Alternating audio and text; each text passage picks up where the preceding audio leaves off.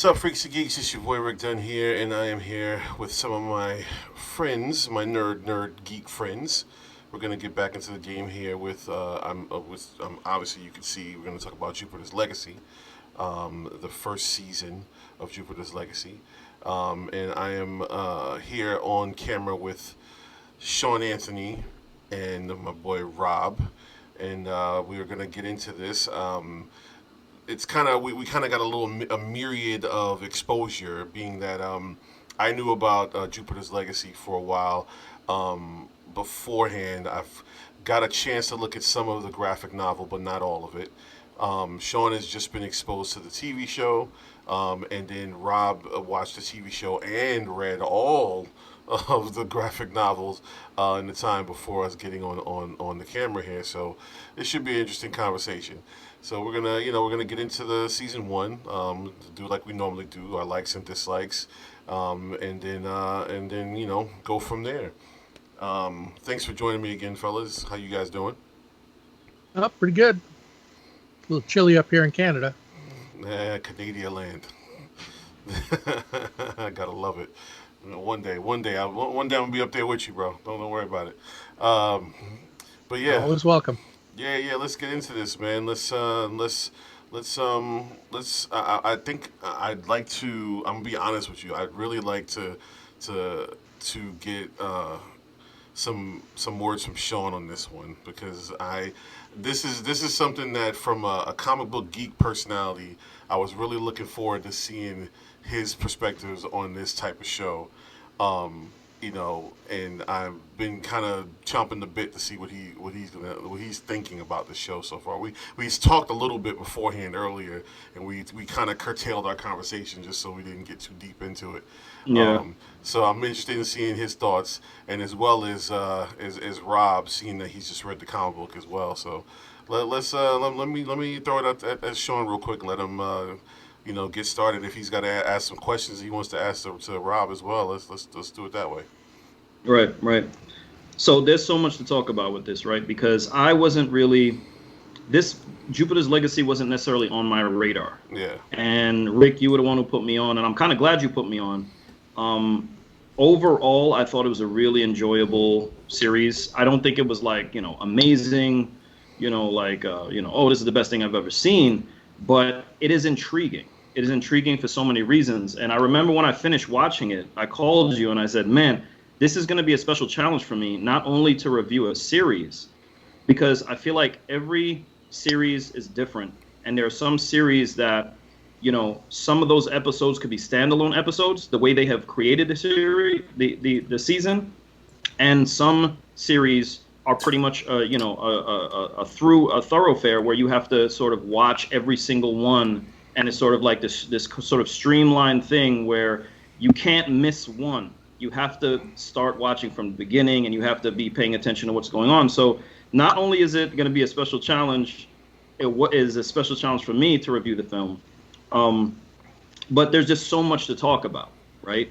I feel like there are a lot of things that were done really well, and a lot of things that were left open on purpose, and definitely some issues. There's always some issues with these things, right?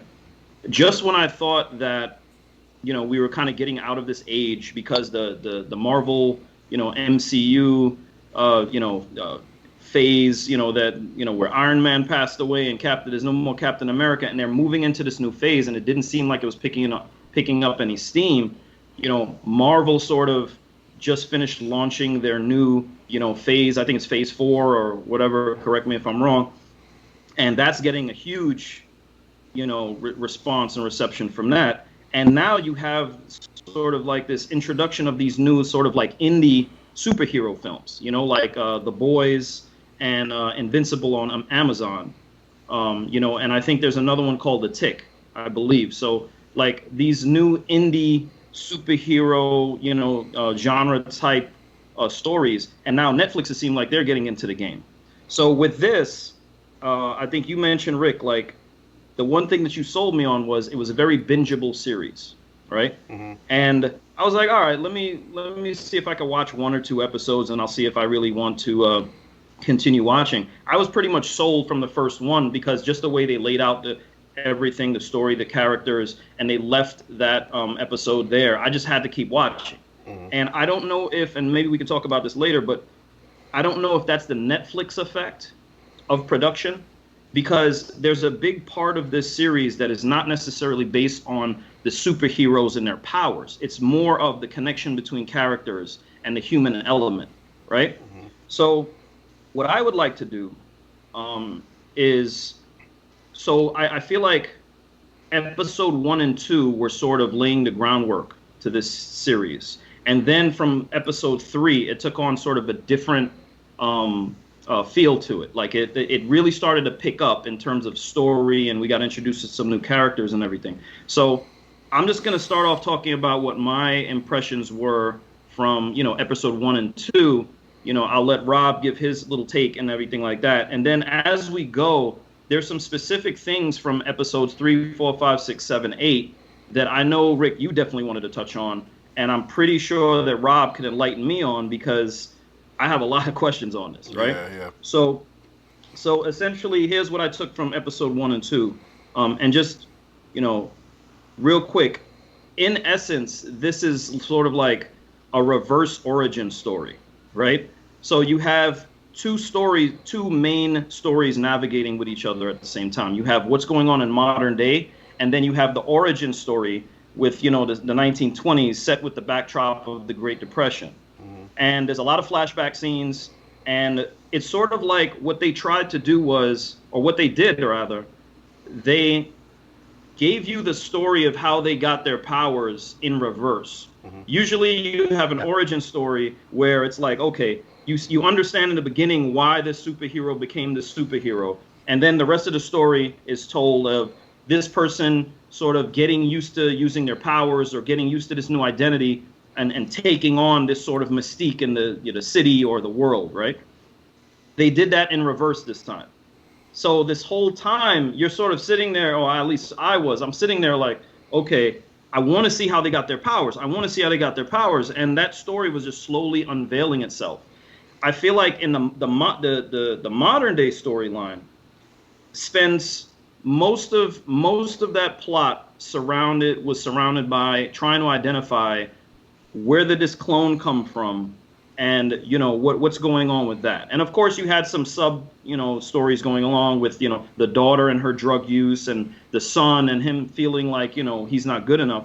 But for the most part, the modern day storyline, I believe, revolved around what's this clone and everything. So from episode 1, we get from episode 1 and 2, we get this sort of this epic battle with Black Star and sort of the Union and everything. And we don't really get another epic battle like that until sort of like the end. It's sort of like the most of the middle episodes was really about story. And you have some action sequences within there or whatever, but you don't really get like another epic scene, until the end, right? All right, so real quick, I'm gonna go down the list so that Rob could go. Essentially, what I picked up is this is really about the idealism of a superhero. You had other you have other superhero genres dealing with like how do I use my powers, right? How am I going to be perceived in the world? Should I keep my identity a secret? This one more had to do with we're here, we're out. Similar to The Boys, right? Like we're out, like everybody knows who we are. Admire us for who we are, whatever. But this one was more about idealism. It was more about the code and this, this strict guideline that we should follow, right? I felt it was also about family, and and it's not to say this hasn't been done before. We've seen, comics and movies where the superheroes have families and everything, but this one I feel like it was a touch darker, because it was talking about, how are the children affected of these iconic heroes, right? And it was very clear that Sheldon does not know how to talk to his children. Like he's just a bad communicator with his children, with his daughter and his son. It seems like he's extremely hard on both of them, because he's the utopian, and that comes first. That comes first before being a father. Yeah. So there's a clear disconnect with him and his children, right? he's a very what struck me, which was kind of crazy, was that scene when they were having dinner for the first time together, and Chloe comes stumbling in because she's already drunk. They're saying grace, right? Mm-hmm. Like I don't know. Correct me if I'm wrong, but I've never seen that before. I've never seen like a religious, idealistic sort of this paternal figure who's like, hey, hold hands and let's say grace at the table. So I thought that was kind of interesting. Mm. The heroes and the villains, I feel like just their costumes and their makeup was pretty unique, and I love the way everything looked and felt with this. I think Netflix did a good job in terms of the visuals and the costumes and everything like that. I know, I've heard some criticism with certain reviews saying that they didn't like how the costumes looked, but I actually thought the costumes and the villains looked really good. There was a scene that I loved where they showed Sheldon on the bed without a shirt on, and you could see all the scars, and it's sort of this battered and bruised sort of, Superman, if you will, Superman-esque character. And I thought that was really interesting to show that sort of that side of him, where these people, they're not just, regenerating their, after they get into a battle, they're regenerating their skin or whatever, and they're flawless characters. Like, he had scars from all the years and, almost a century of protecting the Earth, right? Mm-hmm. Mm-hmm. So I thought that was pretty dope. Couple questions about this, right? Certain key questions and thoughts as far as when I was watching it, I was just like writing. I had to keep stopping to write down notes. But what level of involvement should superheroes have? And it's sort of like they kept asking themselves that question. What level of involvement should we have in terms of world events, wars, in terms of government policy? Should we play a role in that? I know that was touched on in Captain America Civil War, Mm-hmm. which it turns out that one of the creators of this movie also worked on Civil War. I think it was Mark Miller, right? He worked on Civil War. I think so, yeah. If I'm not mistaken. So that theme sort of came through again, which I liked. This is a very adult, mature series. You had, sex scenes, which were, sort of gratuitous. You have deaths, that were very explicit and vivid. People like, blood and guts coming out and stuff like that. I feel like the language and the writing was very well done and very good. One thought I had watching this was I thought of the Man of Steel.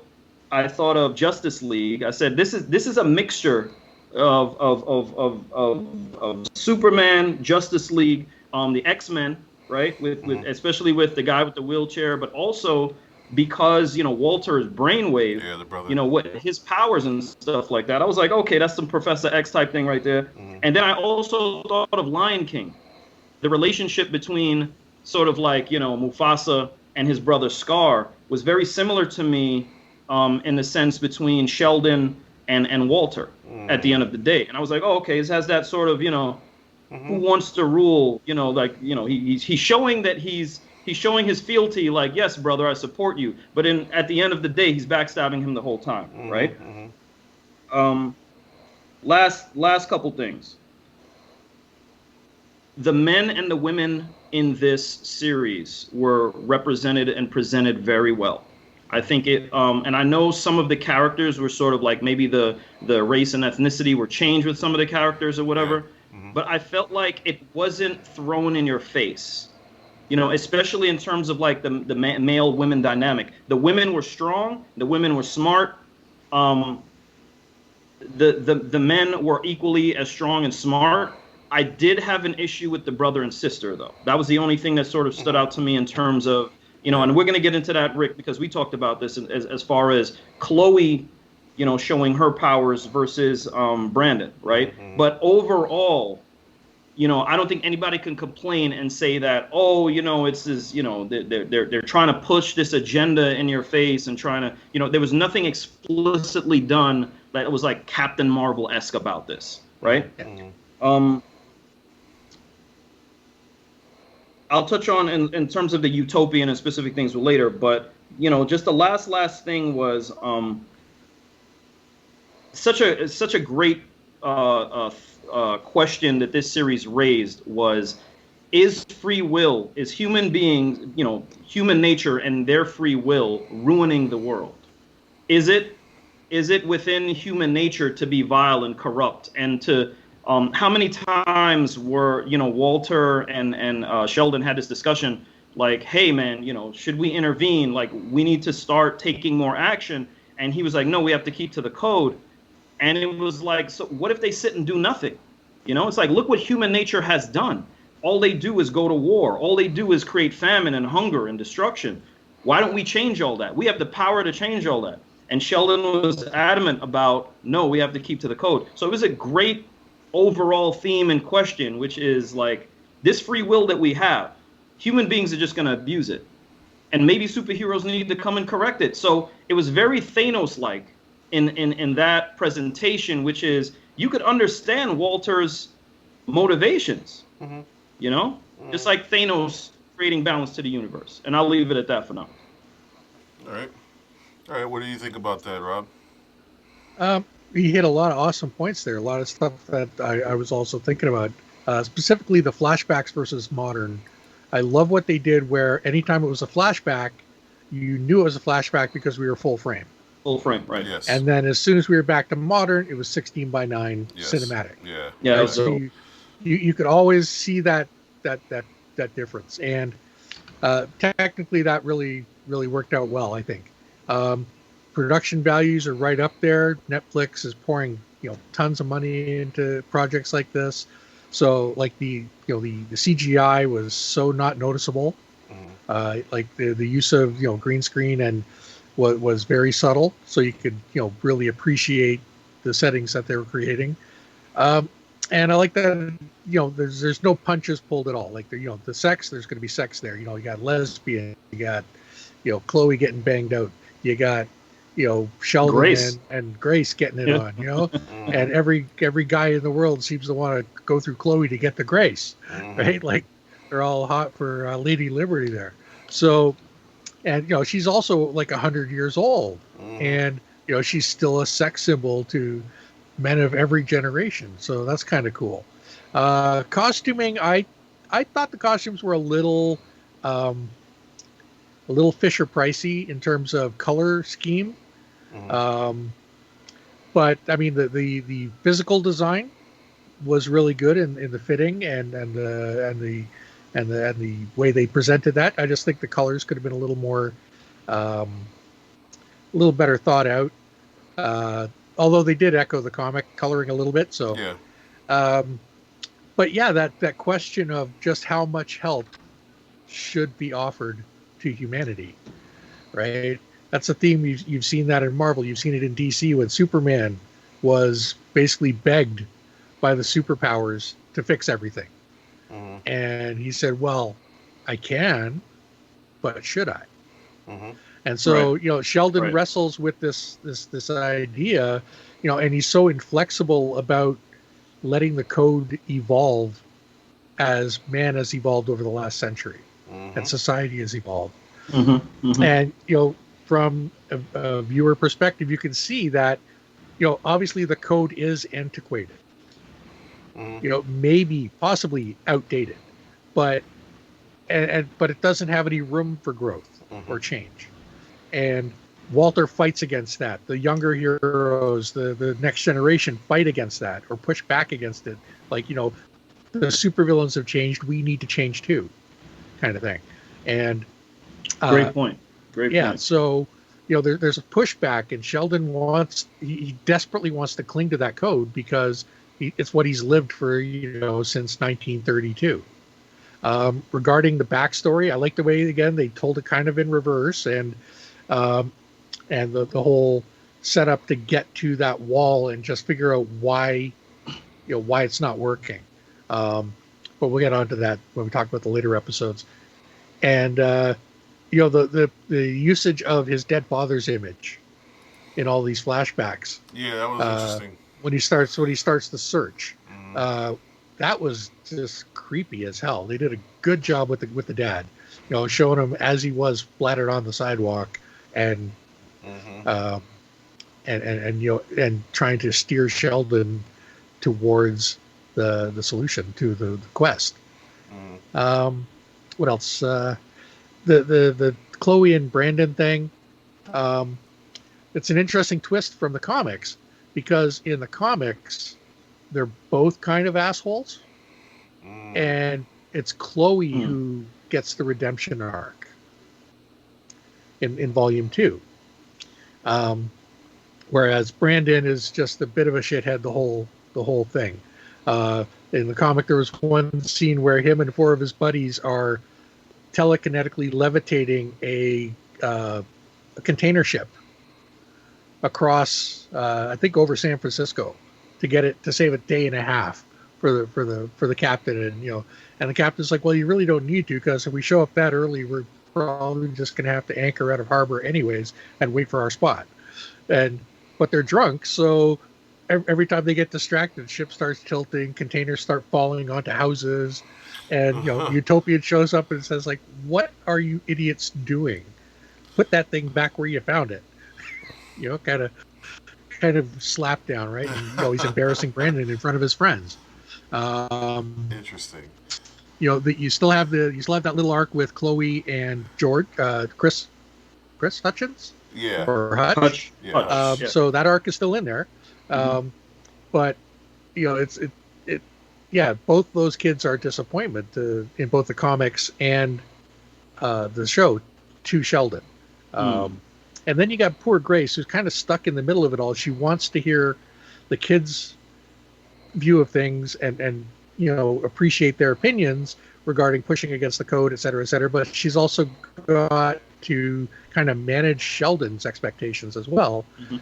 And she's just caught in the middle there. Yeah. But I mean, she has some great scenes in the show. So yeah, I think I'll stop there for now. All right.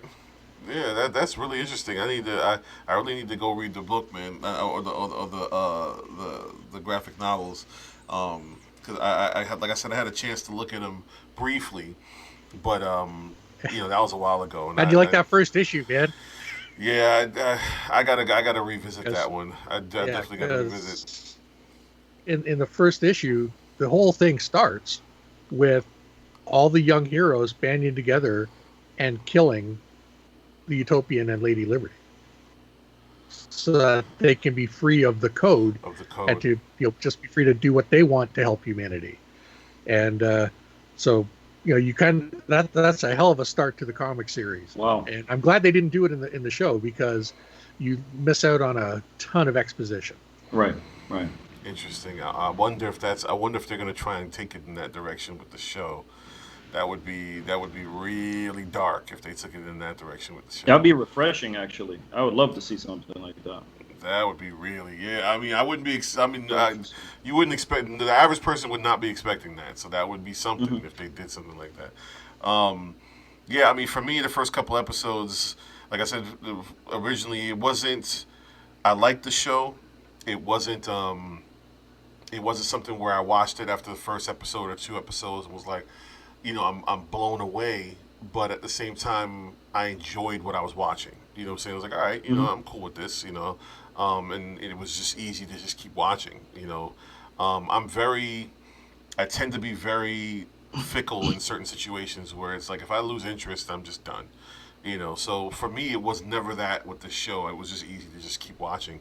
And it definitely got more interesting as it got deeper in. Like I was talking to Sean earlier, for me, it got really interesting when we got to the I can't remember what episode it was, but when we got to the farmhouse, and with the old man in the farmhouse, Yeah.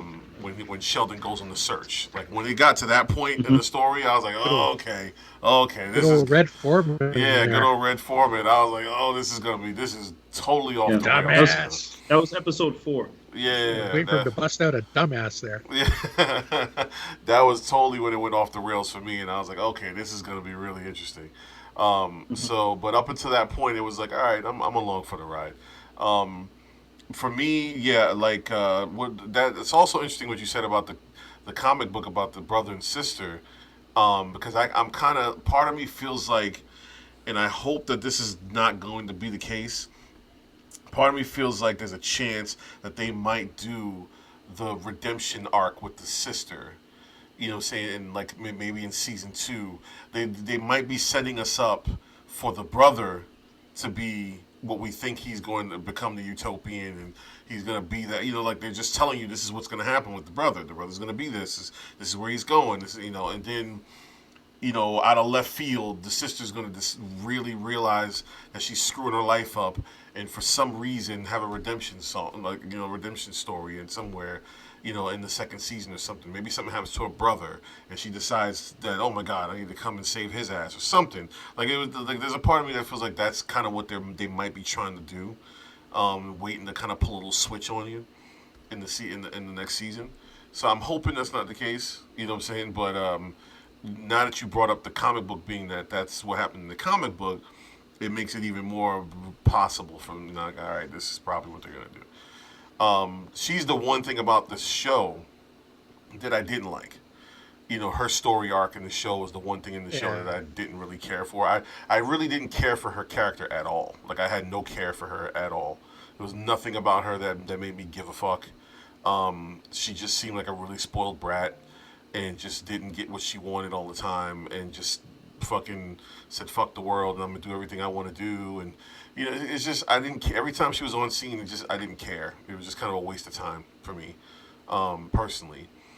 I really liked Josh Duhamel as Utopian, as Sheldon. I loved his character. I loved him, like everything he did with the character, from before he had the powers, when he was going through the problems of his mental state. Everything he did with the character was awesome. Like, I thought him playing that role was really good, and I think he did a lot. Like, I've seen him act in a lot of different things, and I think this is the most I've ever seen him push his acting chops. Agreed. He's very vulnerable in a lot of scenes. He reaches out to his brother a lot. When he's having these problems. Like, I really felt like he did a lot in this role so far, and I was really surprised. I was really proud of, like, oh, this dude is really pushing it. What was the mother's character? What did he say? What her name was? Grace. Bibb? Grace. Grace. Yeah. Mm-hmm.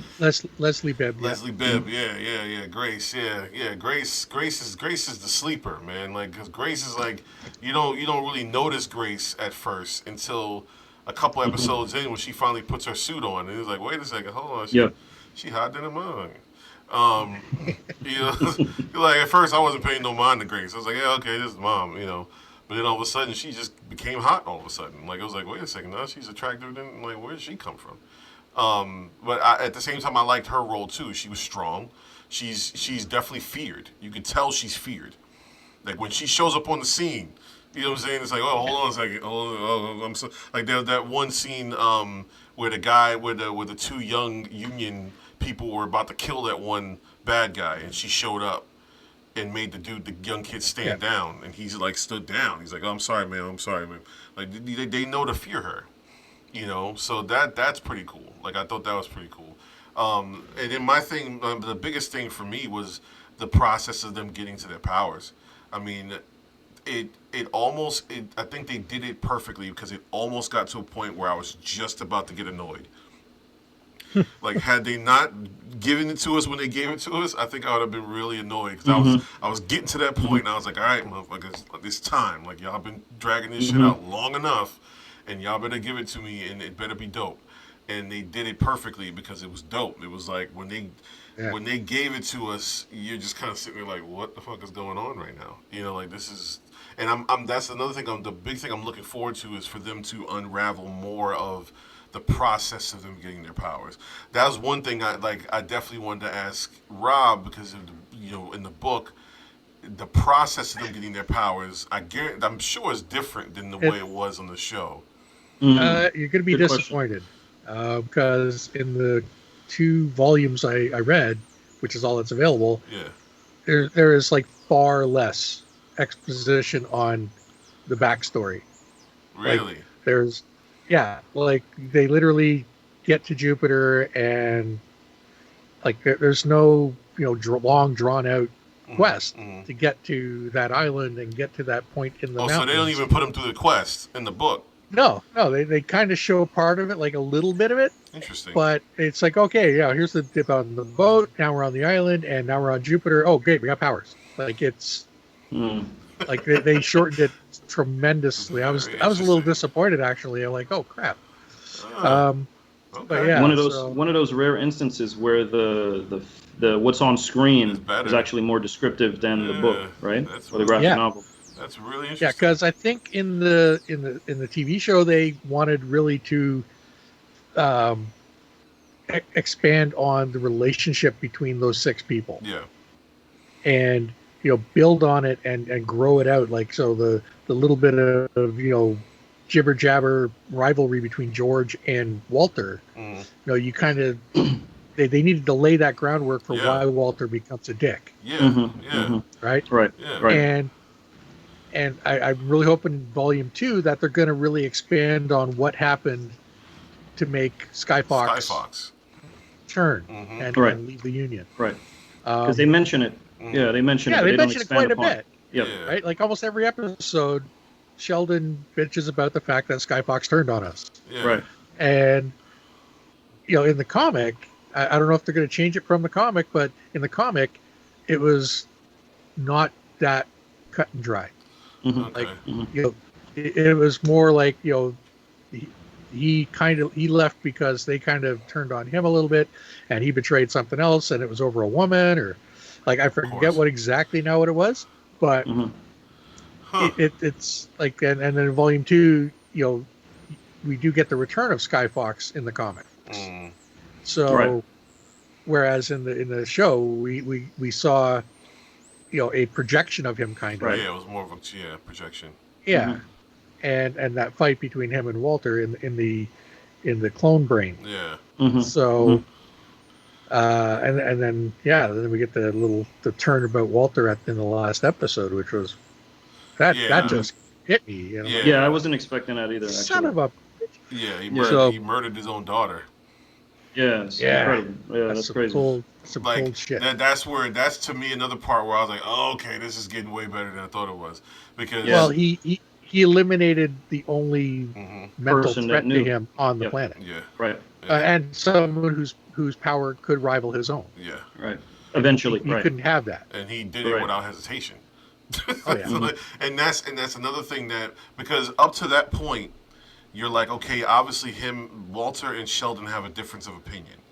Sheldon thinks that things should be another way, but everything that you see in the backstory of them, you see that they have a rift, but then they get to a point. Obviously, when they get to the wall, they had to hash that out because the wall wasn't going to open unless they hashed it out. Yeah. So there's a part of Right. you that feels like, okay, even though they have a rift, they still love each other. They're still brothers. Yeah. Like you Right. kind of got that feeling that no matter what, they're still brothers. But when he killed his daughter, I was like, okay, then if he's gonna kill his daughter, then there's no telling what Walter would do to Sheldon. Yeah, exactly. Right.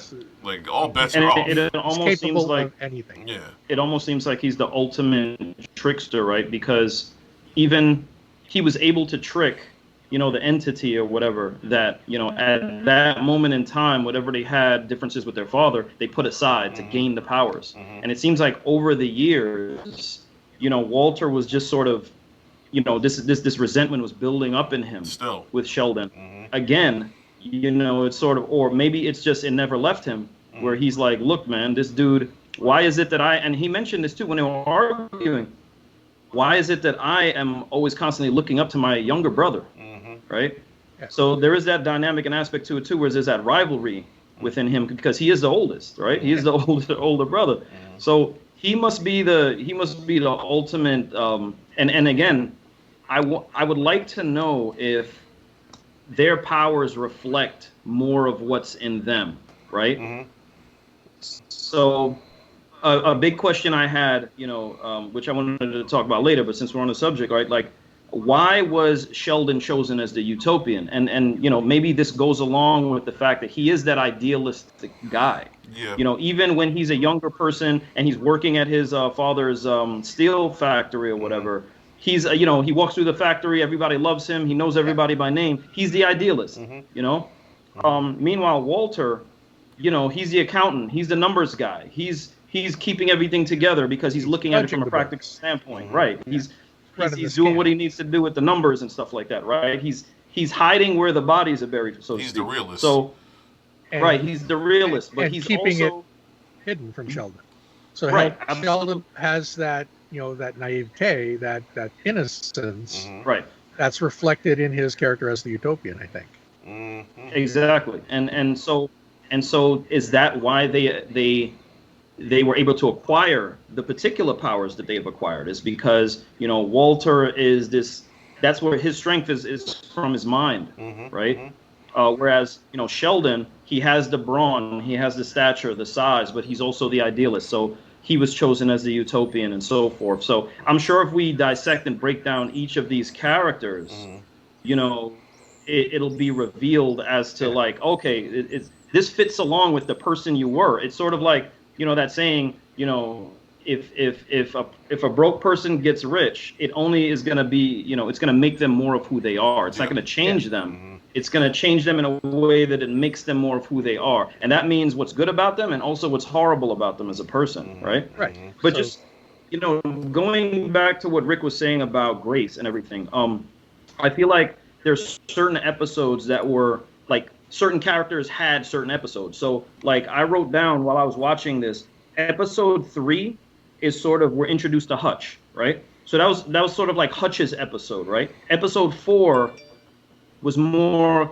Chloe centric, right? Then we have episode 6 was like Grace's episode. That's where we start seeing Grace.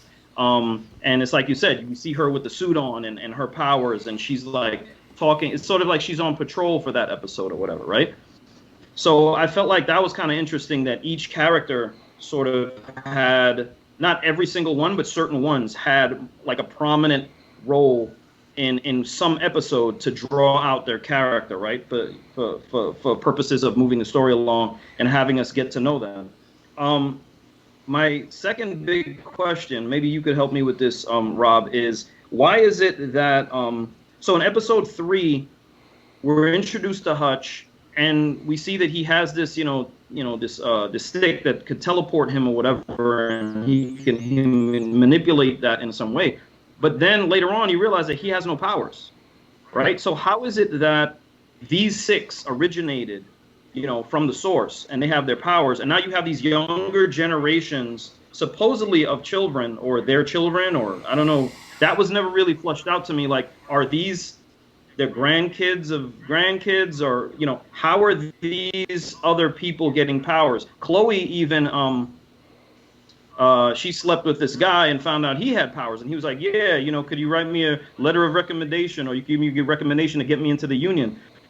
It's like, okay, how is it that this guy Hutch, who's a direct descendant, is the son of Skyfox, has no powers, but then you have all these other children or descendants of whoever that do? How is that possible? And does the graphic novel flush that out? It does explain it a little bit. Basically, Skyfox falls in love with a woman who had a recessive gene that prevented Hutch from getting any powers. The power rod, in the show, they show it belonging to one of the 6 original Yes, the power rod heroes. belongs to one of the in the others. comic, Skyfox built it for him. Okay. So, yeah. Interesting. So in the comic, Skyfox builds the rod. But in the show, that's not what It's happens. sort of passed down. Yeah, Right. in the show, Yeah. So in in the the show, show, they really don't explain how Hutch got it. I Right. assume Skyfox stole it from the first guy. yeah, because in the Get show, to Skyfox Hutch. didn't build it because they had that scene where they first came back from their powers and they get to the table. Yeah, and they they were were joking around about, like, why did they give you the rod? And we didn't, you know what I'm saying? So it wasn't built by Skyfox, it was given to the dude. That's the part that I was confused by, because you're led to believe that Hutch is Skyfox's son, but he has the rod from the other dude. Yeah. You know what I'm saying? So I'm Yeah, like, that confused me a little bit too until I read the books. I'm like, oh, okay. I think it was probably just an expedient thing that somebody originally had it from Jupiter, and then all of a sudden, Skyfox, I guess, took it and gave it to Hutch. It could, but now why it's only attuned to Hutch is another. Yeah, it's is only a good attuned to question. his voice. It could have something to do because they did mention in the beginning when they first talked about Skyfox betraying them, they mentioned something. I think the guy who had the rod originally, I think Skyfox killed him, and I Yeah, think I that's think where he takes the rod that's a from. good possibility. Yeah, because I think they mentioned something about that guy in the very beginning when they first walk into their little hall of justice, and you see Hmm. there's a monument with that other with somebody's mask or something broken, and I Hmm. think that guy That's who right. had the rod originally was dead. I think he's dead. That's right. That's right. So I Yeah. wouldn't be Yeah. surprised if maybe that's probably what happens. Like maybe Skyfox kills him and takes the rod, and then somehow hands it down to his son or something like that. Hmm. Yeah. Um. Uh, so that was Blue Bolt Blue who Bolt. had the rod, Yeah. and that was the Mm, doctor that they The fished doctor. out of the Yep. The ocean, doctor. Yep. Mm-hmm. right? Fish out of the ocean. right. Right. Um, Right. Right. yeah, So they don't really tell you how it went from him to Hutch. yeah, So that's why I Yeah. think in the maybe they'll season. explain that Yeah, later. season two, they're probably going to get into. They're going to have to get into the actual happenings.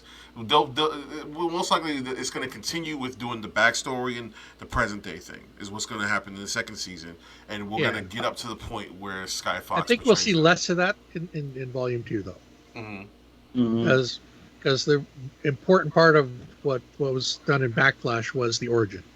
Hmm. Well, So but we they still may need. still do backflash, Yeah, or flashback, but it'll be, I think it'll only be probably one or two segments per episode, yeah. just to touch on previous events, Well, the right? most Like, important thing that we need to see is the betrayal. yeah, That's Yeah. it. That we need to see and Sky then Fox betraying and them. then Yeah. and then them drawing the parallels between Skyfox's betrayal and what Walter's doing, Yes. Hmm. Yeah. Hmm. right? Right. Yeah. Absolutely. Because Yeah. there is a definite link in the books. Hmm. Oh, okay. Interesting. I forgot also to mention that in episode 3 we're introduced to George, in the 1920s Yep. before he's actually Skyfox, right? Oh, So yeah. that was sort of his introductory episode 2. So simultaneously we're introduced to George and Hutch. And again, I think this series, although it's been done better in other shows, but they really make a good attempt at the complexity of their characters, right? Because when we're introduced to George, he wakes up, he's in lavish wealth, right? He's getting dressed, he's a playboy. smiling, Classic like playboy. he's just loving his life. He goes down to eat breakfast, and they just made 99 eggs, right, for him to choose one. Like just the amount of wealth and waste that he could afford to do at that point in his life, right? So Exactly. they introduce this guy, and you're like, man, this guy's a prick, right? And then as the story goes, you're like, wait a minute, this is all for show. So you go from 99 eggs to one egg. And I thought that symbolism was Yeah. was really haunting, right? Not to mention the fact that Sheldon, after his father, commits suicide and he sort of starts to lose it, his fiance at the time, I forgot her name, but his Jane. first fiance, what's her name? Jane. Jane, right. So Jane, she goes to him and begs him, hey, could you talk to him? And he's like, yeah, I'll go talk to him. So you're like, this guy, like, he's useless. What's the point of this guy? When he actually goes to talk to Sheldon, you realize that he really cares about his friend. And this guy's a human being as well. And when he sort of borrows his drawings, when Sheldon passes out and stuff, it's like, you're thinking that this is the usual trope that you're used to seeing, where it's like, oh, he's going to double cross this guy, and he took his drawings and he's going to try to go find the source himself. He actually tries, he puts it together and brings it back to Sheldon and say, hey man, you're not going crazy, you're onto something here. Yeah. So it's Sheldon that really sort of it's George that really starts to resurrect Sheldon's character back and gives Sheldon that purpose to say, wait a minute, I need to follow this, whatever visions I'm seeing, and I need to go there and stuff like that. And he supports him the whole time. So I thought that was really interesting that they layered some of the characters like that. Now in episode 4, right, we're introduced to Chloe. And there's two things about that. Three things. You could see that, she's really she goes to a club and she sees the Union there, the younger version of the Union. It's like the Young Justice League, and they already have beef. Like there's a history there where one of the other girls approaches her and they have like a standoff, and she's like, "Where were you when we were getting killed?" You know what I mean? So there's real animosity there. The second thing is, and I think this was a piece of episode 3 with Chloe, where you really start to see how strong and powerful she is. Yeah. Like, the van crashes into her and she just kind of, like it doesn't phase her or whatever, right? Knocks so the when phone Rick, out of her hand. Yeah. right.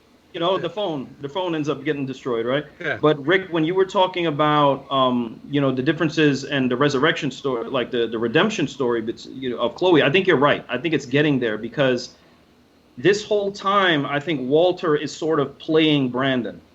He has Brandon's confidence. It's sort of like, again, getting back to Scar and Simba. He's like, young one, I got you. If you want to confide in me, everything is okay. And I think something's going to happen where Walter turns Brandon against, the ideals of his father. And I think Chloe, you could see a connection between Chloe and her father when her father comes to visit her. In her loft or whatever, and he tries to convince her, hey, go talk to your brother because he's not doing very well. He's sort of on punishment. So you could see that there's some kind of connection there between the father and Chloe. But again, the communication there, because it quickly turns into an argument. So, Chloe is an interesting character, but the third aspect that I would say is she's introduced as this interesting character because she's rebelling against everything. And she has this drug problem and she's an alcoholic and everything like that. She sort of she's basking in this sort of glow of the fame of it all, right? But she has serious, issues with this.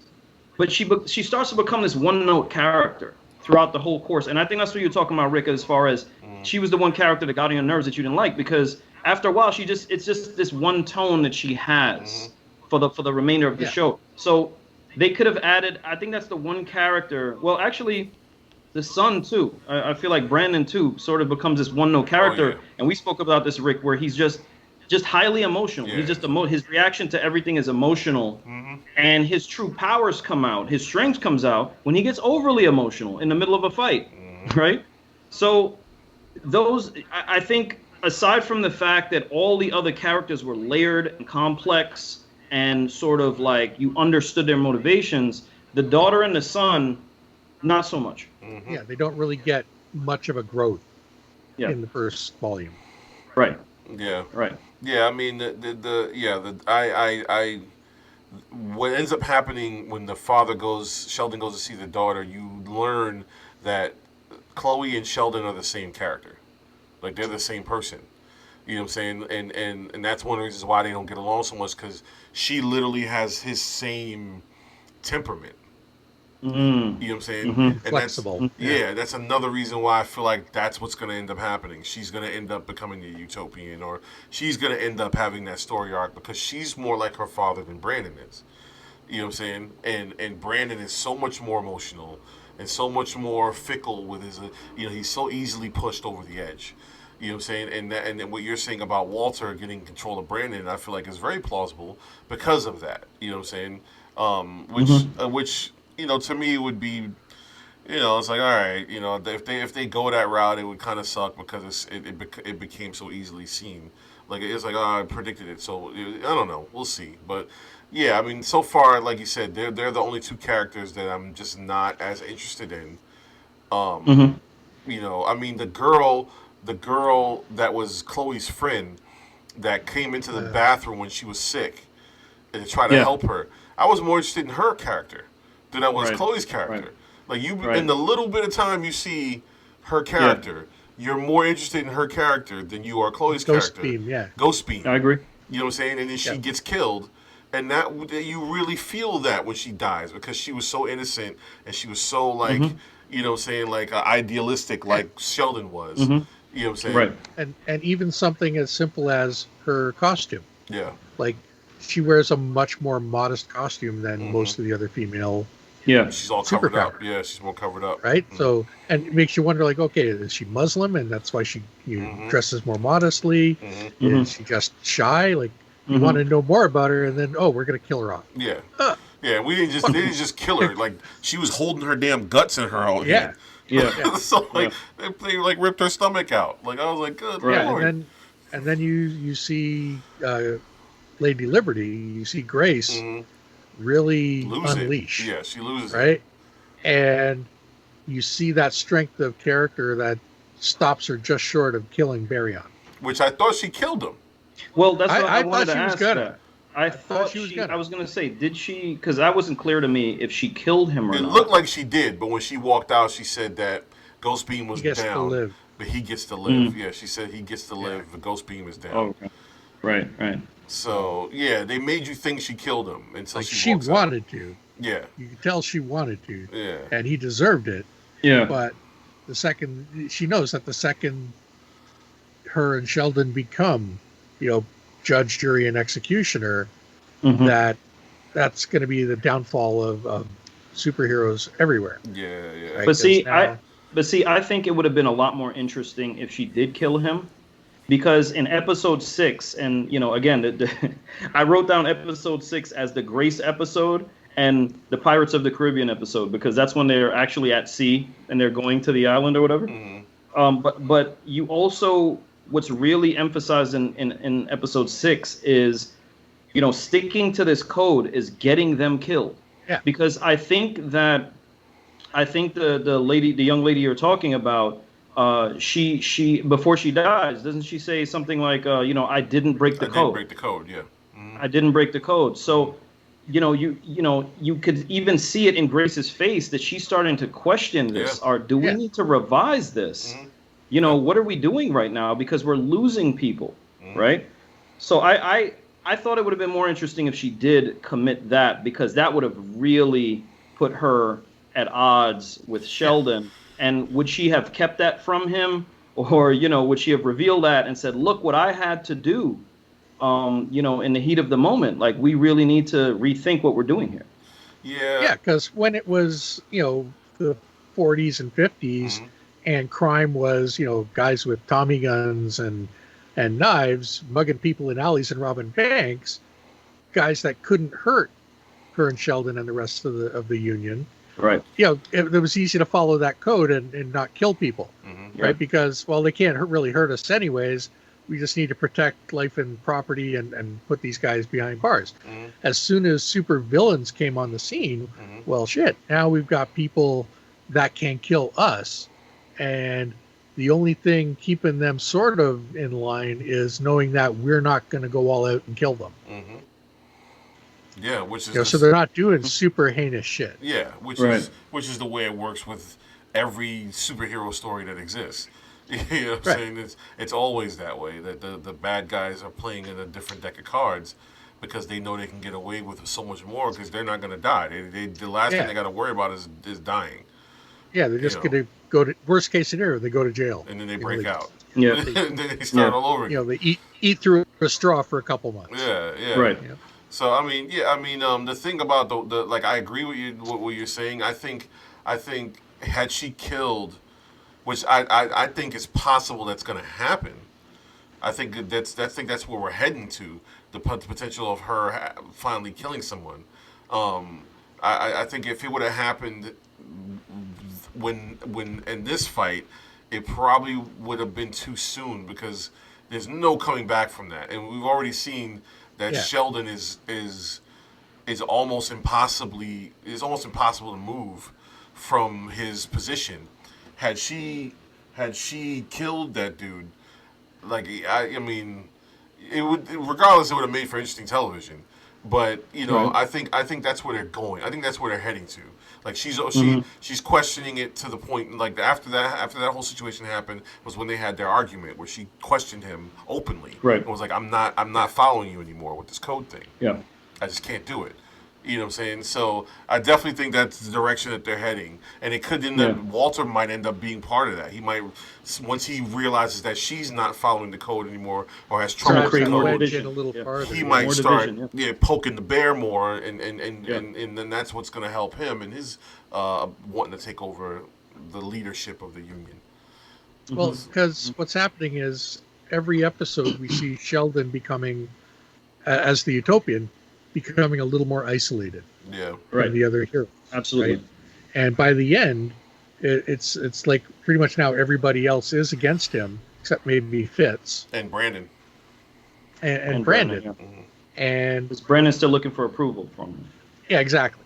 Mhm. Yeah, he's the total Simba here. You know, he's begging for Daddy's approval, trying to live up to Daddy's expectations. Right. And you know, like when Mufasa says, "I'm very disappointed in you," you know, like you can see Simba just Curl fall, up. right? Yeah, Like he yeah. just slouches and he's Mhm. defeated, Mhm. right? And you see that with Brandon as well. Mhm. When Sheldon talks to him about the code and how you basically set everything back and you see that round shouldered slump of defeat. Mhm. And as he realizes how deeply disappointed Sheldon is in him. I mean, Mhm. And so, the one go ahead. thing that gives Brandon a saving grace, compared to what I said earlier about the whole story arc with his sister ends up, getting the coming in and saving the day, and it's not the brother, because it's like the show's trying to lead us to believe the brother's going to be the one that's going to come out Mhm. and outshine everybody. The one point in the show where you maybe think, okay, maybe it's still possible, is when Brandon goes to Sheldon and says that when what's his face, the black guy, what's his power? His name, I forgot his name. It's Is it Fitz? That's Fitz. That's Yeah, that's Fitz. Fitz. Okay, his wheelchair guy. Fitz, yeah, wheelchair guy. His daughter, when she goes to Brandon and says she's quitting, and she questions the code. She's like, I can't do this. And then Brandon tells Sheldon, like, that was the first time someone questioned the code, and I responded in a way that you would respond, but I actually understood it. I actually understood where you're coming from. That was the one moment where it was like all of a sudden he understood the reason the code made sense. He wasn't just regurgitating what his father would say. And in that moment, I'm like, okay, so maybe this kid is going to finally wake up and become the man that he's supposed to be, and not just be some whiny, emotional child like he's been the whole show so far. I had the same thought. Yeah. In that moment, I had the same thought. Yeah, I'm hoping that's what's going to happen. And just speaking of, in terms of just getting back to the dialogue between characters, like you had Fitz's daughter wanting to quit. You had Sheldon and Grace getting some real couple married people arguments, right? Like you saw these people with real disagreements with each other, and they didn't hold back when they were having these disputes and arguments and stuff. It's like you said, the daughter had the same temper as the father. So I thought there was that realistic element to this that I really appreciated. What did you guys think? So in episode 5, I wrote down as the Falcon Winter Soldier episode for two main reasons. Number one, there was a psychiatrist element to it, right? Which was also done in Falcon Winter Soldier. Was brilliant. He was going through counseling. That was brilliant. And yeah, the psychiatrist's name was Jack Hobbs. And when you realize that he was actually in prison, like Sheldon put him away. Yeah. But he went to him for counseling. That was brilliant. Right? I'm sorry, that was brilliant. And I was like, wow, that was like one of the best moments in the show to me, right? Not to mention the dialogue between those two, where Jack Hobbs was questioning, he was like, the way you put meanings to certain things, why do you do that? I just thought that whole exchange with those two was brilliant. And the second reason I called it the Falcon Winter Soldier episode was I feel like they touched on racial dynamics of that time in not such a way that it put you off, right? They touched on it in a very real way, because when the steel plant closed down, Sheldon went to Fitz's house, and he met his father there and everything to recruit them, and they were already kind of angry and steaming because they already looking for jobs. And they came back and they said, man, we're never going to have a good result if the person who's hiring doesn't look like us, right?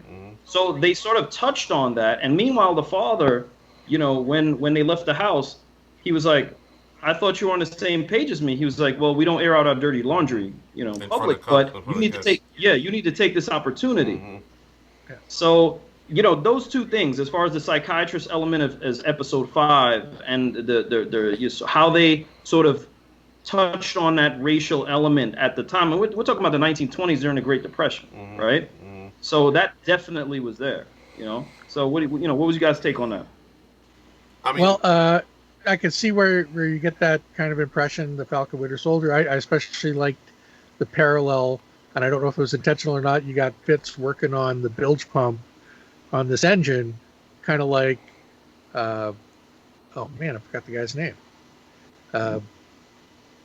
Falcon's real name, I can't remember. Oh, Sam. Sam working on the yeah. engine on the family boat. On the family boat, yeah.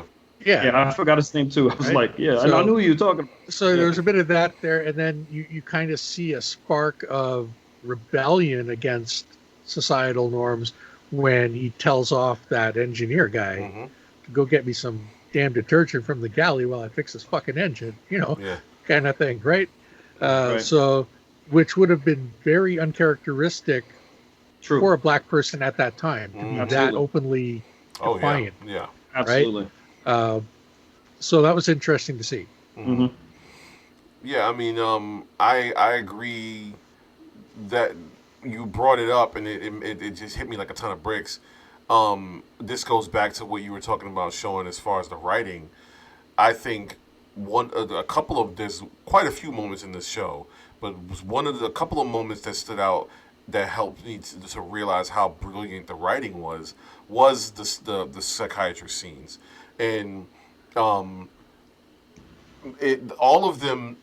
In hindsight, all of the psychiatrist scenes are brilliant, but they're not. It's not. You don't see the brilliance in the scenes until that last psychiatrist scene when you realize who he is, and that's when you realize how brilliant all of the psychiatrist scenes were. You know what I'm saying? Because this man is sitting there talking to his arch nemesis. That's like Bruce Wayne and calling him out on his bullshit. That's like Bruce Wayne going to the Joker for psychiatric, advice. It's brilliant. And I thought that was amazing. And then that other scene that you brought up with the father and the son in the house, whoever came up with that scene and wrote that scene the way they did, I think is so brilliant because it's so realistic in certain in certain households, like especially you get in certain households, that's real shit. Like, listen, he's like, I thought you were on my side. We don't air our dirty laundry in front of guests. You know what I'm saying? While guests in the house, we don't air our dirty laundry in front of guests. And Mama laid down the law right at the beginning of that scene. Like, these are somebody's guests. in our house. They're guests. They're guests. But now that they're out of the house, I'm going to tell you how it is. And to me, they didn't need to do that. And it's just a little intricate way that they put that in there that to me was really dope. It was very good. I loved the way that whole scene unfolded like that. The relationship between the father and son, even though it was very brief on scene, the two of them were very brief on scene, but you could see how much that relationship was a thing. You know what I'm saying? Like, it was very how much the son respected the father. Yeah, it was very meaningful, that relationship between the two of them, which is really dope, man. I really did enjoy that. But yeah, I mean, and then you talk about father and son, the Sheldon's father jumping off the building. I saw it coming, just for the fact that, when you think about the whole depression in the 1920s or when the stock market crashed, they talked about people jumping off buildings. So, the moment they were on the roof, I was like, okay, is he going to jump off the building? You know what I'm saying? And so I kind of saw it coming, but even when it happened, it was really like, holy shit, I wasn't expecting that for some odd reason. Like, he just walked off. He's like, I'll be right down. It's true. The fact that the man had enough. He had enough to make a joke about it. He had enough wherewithal to make a joke about it before he jumped off the top of the building, which I thought was unbelievable. I was surprised that he didn't wait until Sheldon yeah was gone and the door had closed behind him. Yeah, before he walked off. Yeah, that's true. That's why would you do that to your kid? That's true. Yeah, that's definitely true. Yeah. Well, that's a good segue to one of my main questions, right? And I think Rick brought it up in the beginning, which is the interactions with his or Rob, I think he brought it up, with the interactions with his dead father and stuff, which is very creepy. To a certain point, I have to be honest, that sort of got annoying to me, because I know they had to show Sheldon sort of losing it and sort of, on the brink of just insanity. I mean, they almost had this guy committed. Like, I was thinking they're going to commit this guy at any minute, right? Mm-hmm. But Because they had he's to have talking, something to push him forward. Mm-hmm. right. So they had to put that there in front of him, right? But it's sort of like what everybody else was seeing. This guy's talking to nobody, Mm-hmm. right? But after a while, sort of the frequency of the father, I think that could have been less. Got a little tiring. Yeah, it got a little exhausting with the father constantly popping up like, I told you, you can't trust anybody, So I understood how important his father was to him. Again, him being the idealist and everything like that. But just kind of like, what was you guys' take on that? Because that sort of, I think they drew it out too far, in my opinion. Yeah, I mean, I thought it was a useful tool and a good way to propel Sheldon forward. Mm-hmm. But yeah, it was overused a little bit, I think. Yeah. I mean, for me, I can now looking back, I can see that definitely there was a lot of it there. I feel like toward the end, there were some moments where he popped up and didn't say anything. He just appeared. And I feel like that's probably one of the reasons why they probably did that was probably what you were saying. They probably felt like, okay, this is starting to wear itself thin, so maybe we just won't even have him say anything. He's just going to appear now, and he doesn't say shit. It's just the fact that he's in the room is enough to get Sheldon off kilter. But at the same time, the father's job was not to guide Sheldon in the direction. The father's job was to get Sheldon to quit. Like the guy from the farmhouse said, he's like, don't listen to the voices, they will lie to you. Right. And that's what Sheldon's father was doing the whole time. Like when they were on the boat, he's like, kill them. They're gonna keep you from getting to what you want. You need to kill all of them. Kill all of them. The whole time his father was there was trying to keep Sheldon from progressing, and that was that was part of the test, was to see if he could make it. What I thought was interesting was the guy in the farmhouse and his family that were dead around the table. Yeah, they were the first chosen people. Yeah. Okay. And the father chose to kill everyone from that generation. From that generation, from that time, they were chosen first. But the father listened to his voices, and he killed his family. You know what I'm saying? So maybe that whole thing was just to demonstrate Sheldon's strength of will, that he kept going despite. He kept going despite his father trying to tell him not to. Dad's vision, Yeah, you know what I'm saying? So that leads me to... Interesting flags on it. Yeah, because that, episode 7, I wrote down like obstacle course. Like they had to go through this obstacle course, and then at the end of that, each of them saw their loved one, I guess, that passed away at some point. Yeah. Right? Mm-hmm. So the bigger question is, is this an alien entity, right? And you two could flesh that out for me, because I again, it was unclear who's giving them their powers and why and how. So is this an alien entity? And if so, how is it that when you're chosen, they start to work on you psychologically to test you first?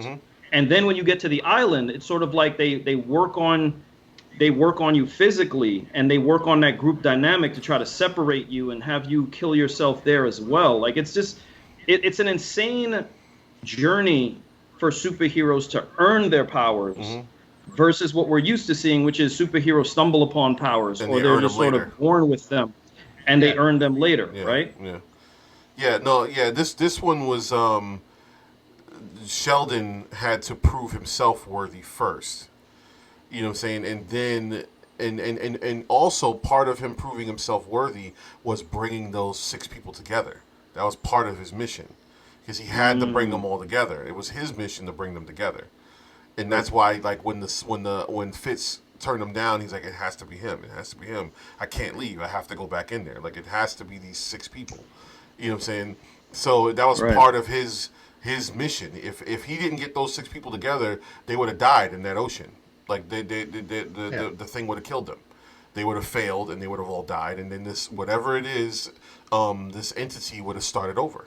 You know, the Yeah. same way they did with Yeah. the old man's family. They started over with Right. Sheldon. Right. So Sheldon was the one thing that kept everything moving. Every time they went through the trials and tribulations on the island, every time someone wanted to turn around and walk back, Sheldon was the one that kept saying we need to move forward. You know what I'm saying? Right. He's like, we need to move forward. When they were standing there in the At the edge of the desert. when they were standing at the edge of the desert first, but when they were standing there when the storm came, the Oh, sandstorm, the sandstorm. and Yeah. nobody knew what Link to up. do. Link up. Sheldon was the Yeah. one that was like, link up arms, everyone link up Right. arms, That's right. and That's follow right. me, and he pulled them Started through. leading. You know, so that's part of one of the reasons why I think another reason why he became the utopian was because he had to show that leadership throughout the whole process from start to finish, Yeah. even with the idea of being looked at as a crazy person. You know what I'm saying? Right. Like, Yeah, his journey was the hardest. yeah, he had to of go all of through the them to whole get there. from start to finish. Yeah. Yeah. You know. Which That I makes think sense. why he became the strongest. Yeah, the strongest. That makes sense. Yeah. Right. Now, that makes sense. as far And as I mean, like, and Grace's character, she was, a woman in an industry mm, that didn't treat women Mhm. with respect. Mhm. She was fighting for freedom of the press. She was fighting for a voice for women. mhm, So and I think that's why she became Lady Liberty, mhm. right? Like, she's the voice of freedom. She's the Wonder Woman of that Kind of, situation. yeah. Yeah. Yeah, and as far as the alien situation is concerned, I mean, Mhm. obviously, I know, like, Rob could talk about what happened in Yeah. the graphic novel, but I'm thinking what they're going to do is they're going to unravel a lot more of that in season 2, as far as the more of the process of them getting their powers, Mhm. and why. I'm hoping they'll give us a little bit as to why they each power came out the way it did. Like, why did Yeah. George Right. become I hope Skyfox? so. You know what I'm saying? In the comic, there was no pretense of the aliens taking the form of their loved ones. Yes. There Mhm. was definitely an alien form talking to them. Mm-hmm. Okay. So I was going somewhere with that. I forgot what it was now. Damn. But anyway, so yeah, there was that aspect Mhm. of it, right? Sorry. Go. Well, somebody else I pick it know, up, I and, know, I know. In lost my train of thought I there. know in the graphic novel, they actually, when they get to Jupiter, they actually tell you that it's explained that they're on Jupiter. The one Yeah. thing Yeah. in the show, they step through the doorway. They're on a moon of Jupiter, Moon of because you can Jupiter. see Jupiter. Yes, Right? exactly. Yeah, I'm sorry. Right, It's a right, moon. right. So Is that Titan? probably Is that Titan show? probably Callisto or Titan. Yeah, it's Yeah. Callisto or Titan. Yeah, that's what I'm saying. I thought it was Titan. So yeah, in the TV show, you see them on the planet, but at no point does anyone ask or say anything about we're on another planet. I thought I was Yeah. surprised that no one even said we're not on Earth anymore. Like, no one made a Right. comment Yeah. about not being on Earth at this point. Right. Yeah, so I'm looking forward to seeing that exposition about them exploring their powers and figuring just how they're going to service humanity. Yeah. But since they got the powers in, I think 1932 Mm-hmm. is the time frame. You have to realize that World War II is going to be starting to unfold around 1936 with the beer hall push, when Hitler starts to seize power in Germany, Yeah. leading up to Right. Right. the declaration of war in 1940s. 1939 or Mhm. 1938. Sorry. Right. So they're not going to have a whole ton of time to grow Right. as heroes before they're thrust into a world war. World War. Yeah. So, so I'm hoping they get some of that, and then they do show some of what they did in World War II, Mm-hmm. Mm-hmm. and maybe Korea and some of the other conflicts. But yeah, I'm worried that we're not going to get a lot of exposition on playing it with powers. Well, see, that's another Right. reason why I think it's possible for there to be more flashback scenes. You know what I'm saying? Because that, Mhm. like what you just laid out right there, going up to the war, Could be a whole season. that's a whole lot of Oh, yeah. that's a whole lot of backstory that could be told. What were they Absolutely. doing during the war? Where were they at? Like, I mean, literally, bro. Like, we just talked about how they sat down and talked about not being involved, or how do we be involved in the world and in the decision making, and then a war happens. You got these superpowered beings, and there's a war going on. What was that like? You know what I'm saying? Did they get Kind involved? of gives you echoes of Watchmen. Yeah, like did they, you know, how What were they doing during Vietnam? how We did got they how Dr. how Manhattan walk. like how did they not get involved? If they didn't get Yeah, involved at exactly. all, how did they not get involved? And what was those conversations like? 'Cause I guarantee you, Yeah. Walter was like, "What the hell are we not doing?" You Right. know, George was probably the same way. Like, why are we not getting involved? You know, Yeah, so we're losing tens of thousands of men yeah, every day, so American soldiers, when we I could be preventing it. exactly. Yeah, I think there was some mention they had a conversation of the atom bomb at one point Yeah, Mm, between Walter and Sheldon, and a and little talking about conversation about preventing that. Nazis and neo-Nazis. Yeah, Yeah, right. yes, Exactly. yes, Exactly. yes. So there's so much story. There's so much There's juice a lot of there. material there, Yeah, and it probably could help to flush out why Skyfox had a fundamental disagreement with the code or with the Union, and also why Walter did, why Walter wanted to do with what he ended up eventually doing. yeah. So there are two other volumes of the comic called Jupiter's Circle, which Jupiter Circle. apparently focuses more on those early years. Oh, okay. So I suspect we're going to see some of that folded into the show, and it's going to probably allow them to stretch the show out For a couple into seasons. more seasons. Yeah, 6. Yeah, right? yeah. Right. Yeah, good, Right. good 6 to 7 Because seasons. there's only 2 volumes of Jupiter's Legacy, and they're already stretched it out a little bit by going 8 episodes instead of 5 issues, Hmm. right? Okay. So it seems like they want to stretch it out and give us more content. So hopefully we're going to be able to get 4 or 5 seasons out of this show. Yeah. Yeah. I think also with that, I hope those things are flushed out too. But I was telling Rick also, I would like to see more of Black Star because How he's he a very became what he is. Yeah. yeah. How did he become who he is? He seemed like he was a very interesting character. He had the reading glasses, and And when they reads Bodice Ripper Yeah, he was romance reading novels. romance while novels. listening to the Mozart, Beethoven's Fifth. You know what I mean? Like Yeah. I would like to see more of that character because again, it shows he's not just a big brute. He's an intelligent guy, right? He has some kind of culture about him, apparently. But when we saw him in that epic fight scene in the beginning of the series, his clone rather, you saw the destruction that it's sort of like I think Rick, you mentioned that that's their dark side. That's their version of dark side. The whole Justice League / the whole Union had to come together to fight this guy or beat this guy, and they still almost lost. He's like the Thanos of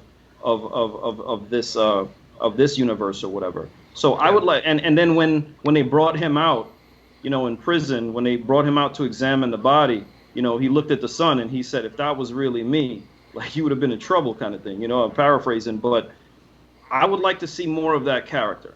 And I hope he gets more spotlight in the next season. Yeah. Yeah. I'd like to see that origin. I was looking on the Yeah. wiki just to see if there's anything extra in there to flesh that out, but it's not a lot of material in the wiki. I think we're gonna have to It's a fairly see. new series. I think there's gonna have to be another fight with Black Star. There's gonna have to be another big brawl. They can't have just ended it the way they did. And we also still need to figure out more of how Star Fox or whoever was able to clone Black Star. That whole situation. Like, how did that actually come? That's a into- very good question. Yeah. So that still hasn't Or been flushed out yet. Or whether it was actually Skyfox at all, or whether it was some scheme of Walter's. Yeah. Right. Well, actually, no, that's true. No, they did talk about that. It was Walter the whole time making it seem like Skyfox. Talked about it a little bit, but They talked about that yeah, a little bit. they're definitely making it seem like Skyfox did the cloning. Right? Yeah, but that whole situation with Walter. That's not quite the way it happened in the comics. So, Yeah, but that whole I'm situation wondering how they're with going to resolve that. the whole situation with Walter and Skyfox in the fight inside the clone's brain, that wasn't a fake. That actually happened. So, Right. there's still a lot that has to be unraveled because Walter's involved. Yeah. But then somehow Skyfox is involved. So we just don't know to what Right. level, and then So they've left us enough story threads to keep us interested for next season. For the next season. And Yeah. and again, I think that goes to the writing, and how they put together each episode and sort of this theme of this reverse origin story at the same time. In modern day, they're trying to figure out this mystery, right? So, like I said in the beginning, man, it was a very good show. It was entertaining. There's a lot of intriguing storylines here. And usually I'm left with, a bunch of plot holes that they make no sense. And I thought they really put a lot of thought into how they were gonna sort of move this story along. So I really did appreciate that, and it did leave me with enough information to be interested for a second season.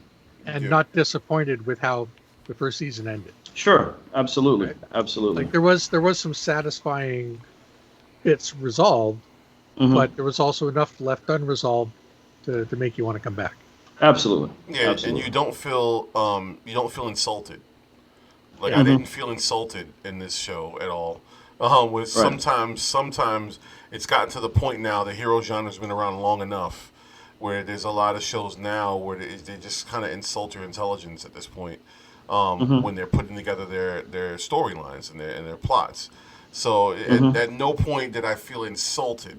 Right. Obviously, there's a couple things that we talked about that weren't 100% perfect, you know, but there's still a lot to be told. So we don't know where the story's going to go and if it's going to go the way we think it is or not. The storytelling wasn't quite as heavy-handed as a couple of the Marvel shows have been. Well, I also think there's something to this as far as, and I hope that DC is paying attention to this as well, because Marvel has been better at this than they have in terms of the cinematic universe. But there's something to learn from this as far as an origin story, and these new indie superhero genres that are being put into production. There's something to be said about the way they progress a storyline, where you have a whole season acting as an origin story versus one movie. Yeah. And so there's more thought that could be put into developing a character, and you sort of have more time to sort of watch these characters relate to each other and relate to yourself as well. So I think DC needs to pay attention to this going forward. But I do think there's something to this new indie genre of comics, and this also got me really interested. Shout out to my man Grave the Great, but he's been sort of telling me to pick up Invincible on Amazon. Yeah, so Amazon, yeah. I think I'm gonna watching this series actually got me more interested in watching Invincible as well. Yeah, you ain't B. That's gonna be an interesting conversation. There's a few parallels between Jupiter's Legacy and Invincible, and Invincible. I think like you got the father-son dynamic. Yeah. Father-son dynamic and just everything. coming into his powers, Right. trying to learn that shit.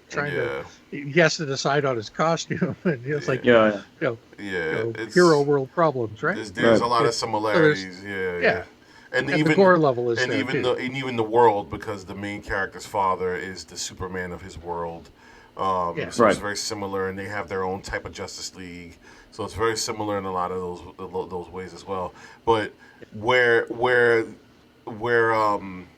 Jupiter's Legacy has found a way to map out and lay out a very finely tuned and woven story, what I'm saying, that feels delicate and very thought out, and a good pace. Invincible is like, I'm gonna punch you in the face with a boxing glove full of steroids, and repeatedly for like the whole time the show is on. Like it's such a 0 to 60. Like Invincible, I guarantee you, the first episode you're gonna watch is gonna be like, what the fuck did I just watch? Like it's like it's out the gate. That was my reaction to it. Yeah, it's two completely The ending of that different first stories. episode was like, what the? Yeah. Two completely Right. different stories. So that's gonna be another fun conversation. We'll definitely come back. I'll get the three of us and I'll get Graven. We'll come back and talk about Invincible. Rob, did you watch the season already? The first? I've watched, I think, the first 2 episodes. I gotta get caught up. Okay. Is it I don't know, does Amazon do the once a week or is it bingeable? I think the first season's out. Is it all the first it's all season? done. Okay. Yeah, first I think season's so. out. Okay, that's good because I haven't watched it yet either. I've done the comic book. I've read the comic book. I have to watch it by myself though. My wife didn't like it at all. She thought it was stupid. And it was just too much blood and guts for Really? too little story. Hilarious. But Okay. yeah, All right. That's gonna be an interesting conversation. We'll talk about that one. All right. yeah. But all right, I think that's pretty good. I mean, we all like the show. We're looking forward to the next one. Unfortunately, we probably won't see the next season for what was this? Maybe 2022 if we're lucky. Yeah, probably next year. Yeah, hopefully Okay. we'll get to see it next year. So, but yeah, so far so good. So, thank you guys for coming on and talking with me about this one. I mean, Thanks for having me. enjoy the company as always, and thanks everybody out there for watching and sticking around. Please join the conversation in the comment section below. If you want to get in touch with any of me and my nerd friends, I'll leave their information in the description box. Hit the like button and all that good stuff, and come back and check us out sooner than later. And we're going to leave you with that. Thanks a lot, everybody. Peace out.